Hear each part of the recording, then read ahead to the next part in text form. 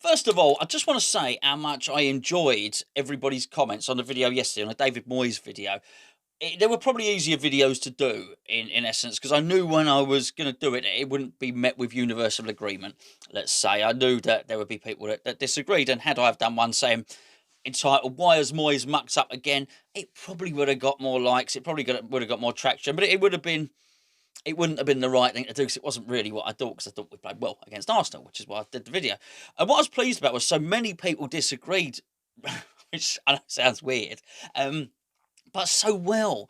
And so many people came back with reasoned arguments. A lot of them backed up with statistics. And everyone was just really polite and really cool. And even when you were disagreeing with one another, I noticed in the chat, everyone was still really cordial. And that's it. The reason that's important is because the opposite of that is the very reason I don't go on social media anymore. So I just think it's a bit vile and a bit nasty. Not everyone, but quite often the nice people get completely outweighed by the nasty people and the bullying and the nasty comments. And people just don't have any tolerance for each other on there. So I just thought it was really nice for you to indulge me, listen to my opinion, come back with a counter opinion, and with each other as well, even though you didn't agree. I thought it was great. And I was actually going to do a video today bringing a lot of those comments up, but I didn't, because some it's fallen on me lap, really, and I'm a lazy man at heart, so this thing is an easier one to do.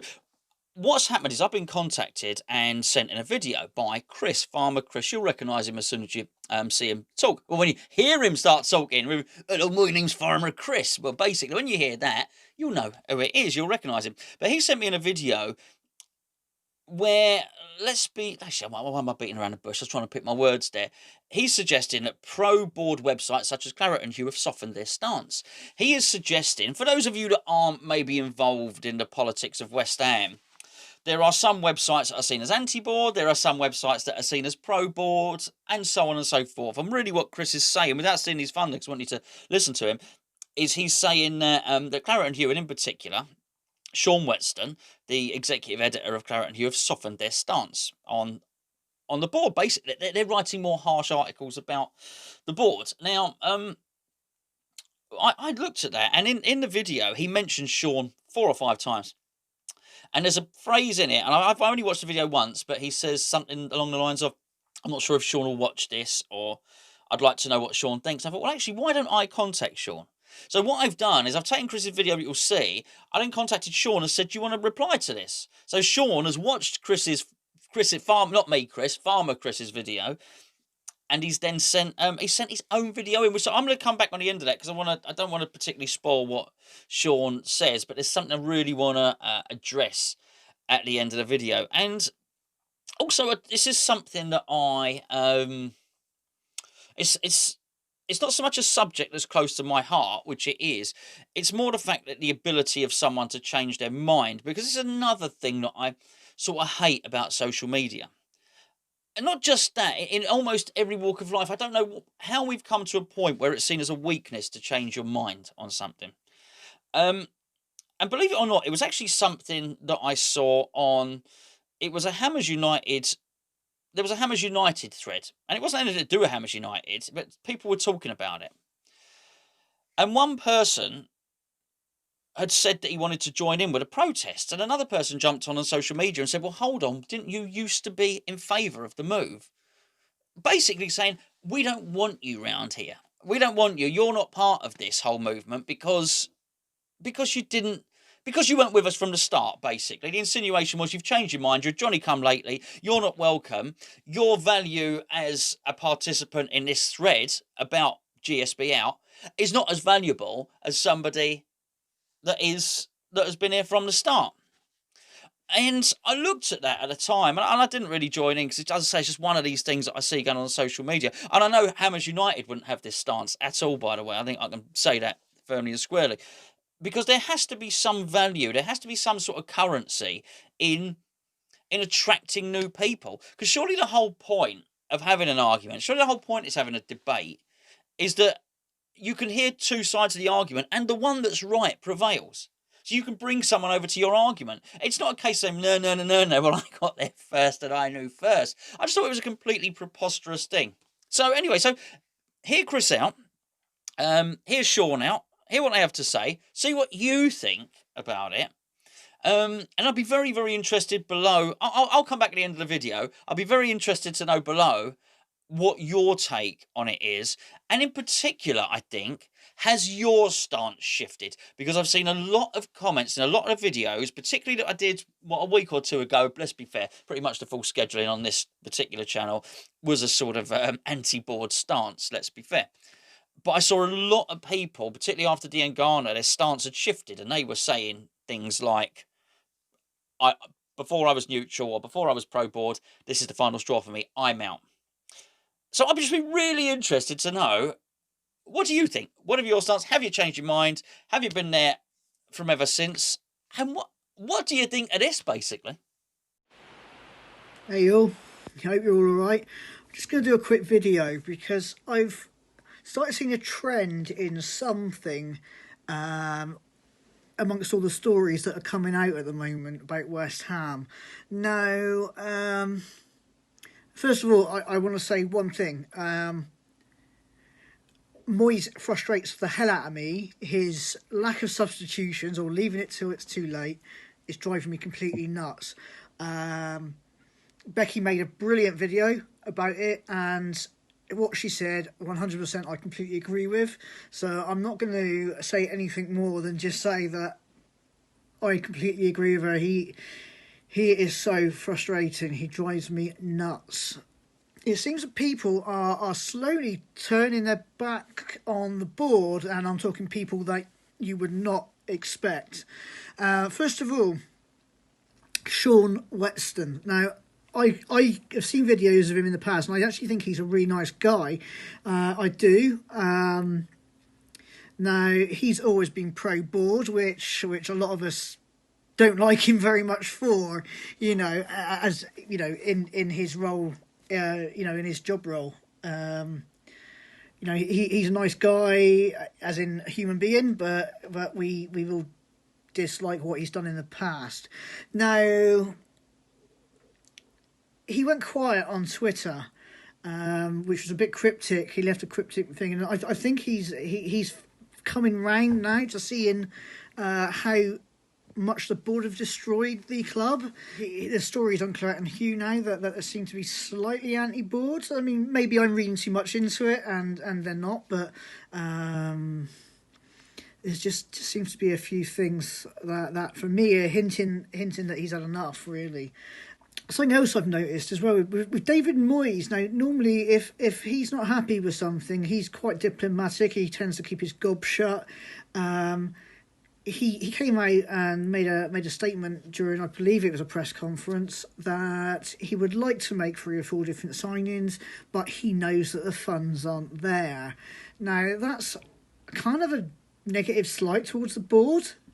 Not something that I would expect Moyes to do. I always thought he would come out with an excuse. So I'm wondering if he's really annoyed at the moment of the situation with the money, if he's really annoyed with the Grady Diangana selling. I don't know what it is,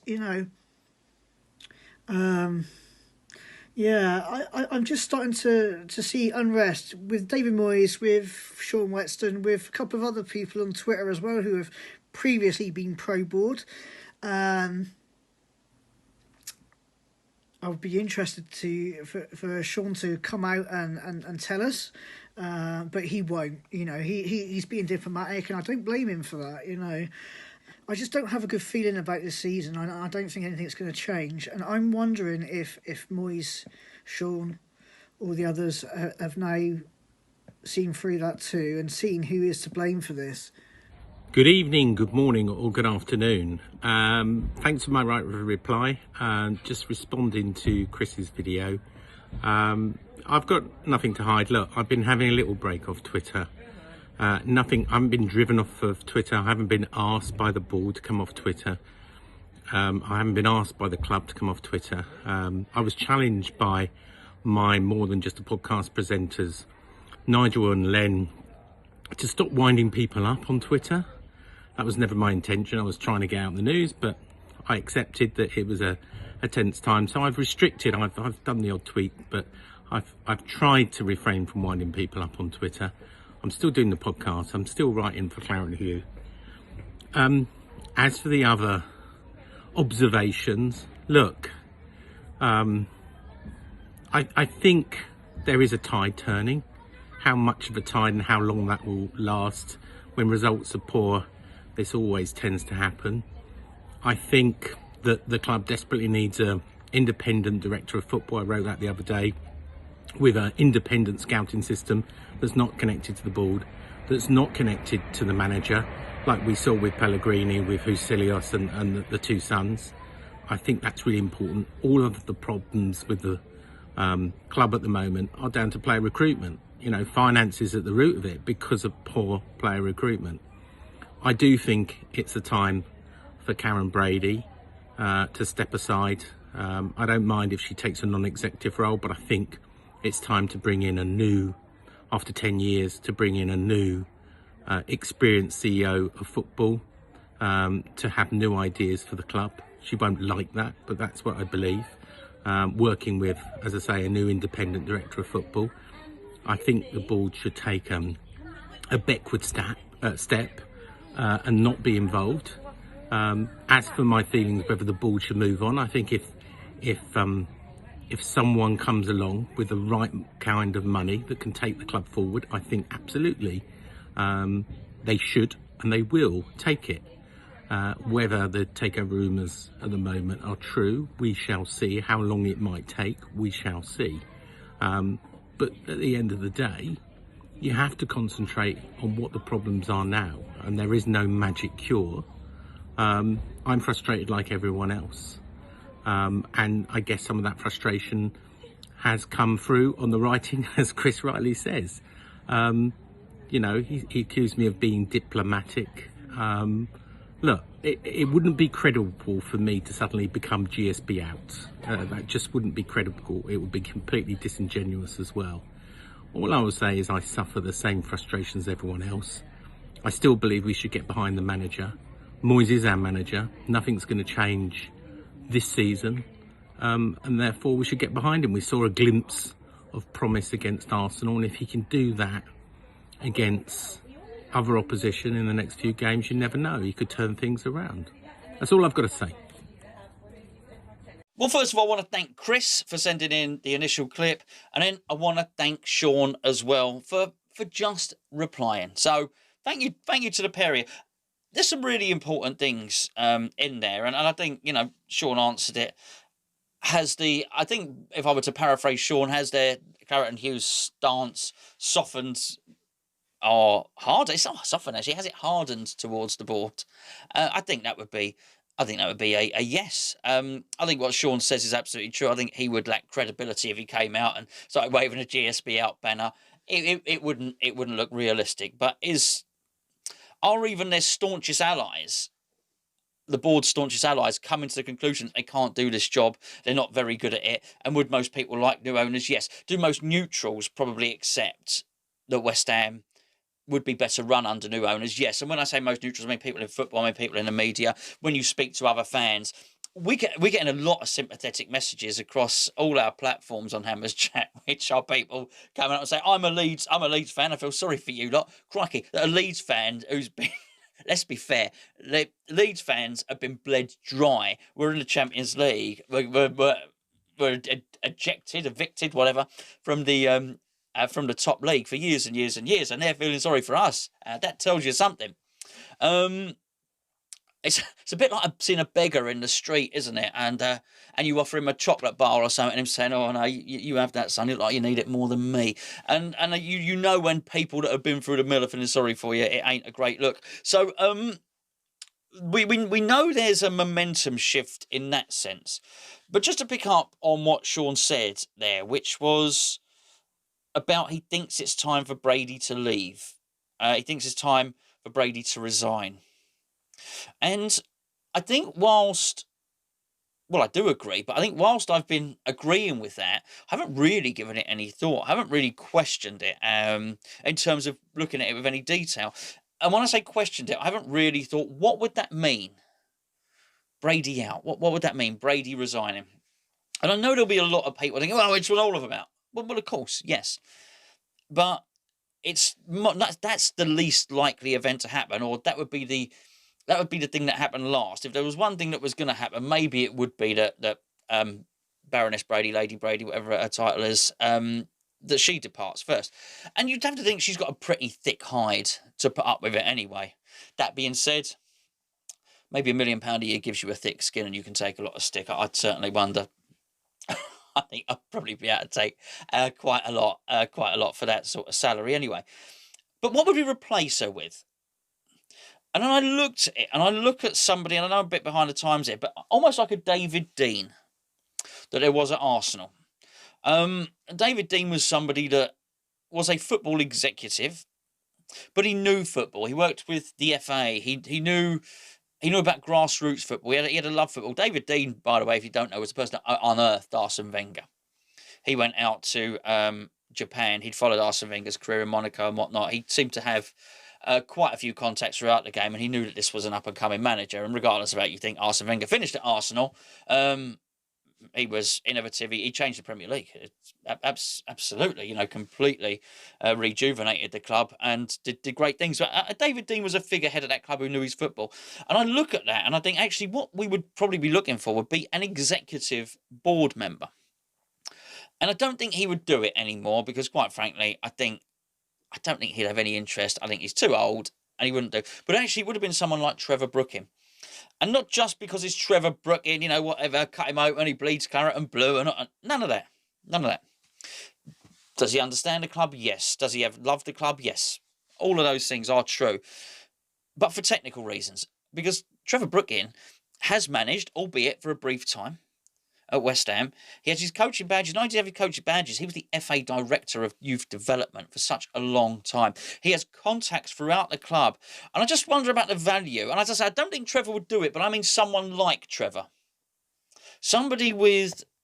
You don't want somebody with aspirations to be a manager, because then they're always going to have their eye on the next job or something like that. But somebody who's going to have their eye on what's best for the football club from a footballing perspective. The board should be expanded. There should be more members. The board should convene more frequently than it actually does. And I think it should be done in a boardroom rather than a Skype call. I'm not sure who is an executive, non-executive, but I get the impression it's a Skype call with very, very few people. I think the board should have a non-executive director on there. I think the board should have a fan representative. Clearly, obviously, no one's going to disagree with that, are they? Surely. But I also think that somebody that carries a lot of weight should be an executive, a director of football. And I do mean a non-executive director, not just a title director of football. How many directors of football sit on the board? I don't know. I'm not entirely sure how that works. But somebody that will wield genuine influence. And I think were you to replace somebody like Karren Brady with a proper football person, and I'm sure Karren Brady would argue she is a football person. She's been in the game for 25 years. I would argue against that. I would argue the opposite. I would argue she's a logistics person. I'd argue that she would build maybe a staffing infrastructure, that she streamlines a ticketing and marketing and corporate hospitality and all of those things. That would be more. We heard she was integral in the stadium move itself. Anything to do with a football pitch, and no, I don't think so. So I think we need somebody in the boardroom who does that. So that I just found very, very interesting. I've got to be honest with you. So I think Sean was answering almost that Claret and Hugh have moved to a Brady out stance now. Were the board to accept an offer, were an offer to come in, I think they'd obviously like the board to accept it. But for the moment, realistically, it seems like they want Karren Brady out. And whilst there's an initial fanfare, there's an initial joy, and it's hooray, big cheers that Brady's out. Then there's okay. I bet a lot of people think we don't need her, but you need someone in the club. I was just a couple of old geezers in the boardroom on the board. Once you actually start to realise the possibilities and the potential of who you could bring in to replace her, then actually starts becoming quite exciting. You start thinking the club will be run really, really well. There's only one small problem that I can see, and that is whoever gets chosen to replace Karren Brady, and you know where I'm going with this, is going to be chosen by David Sullivan.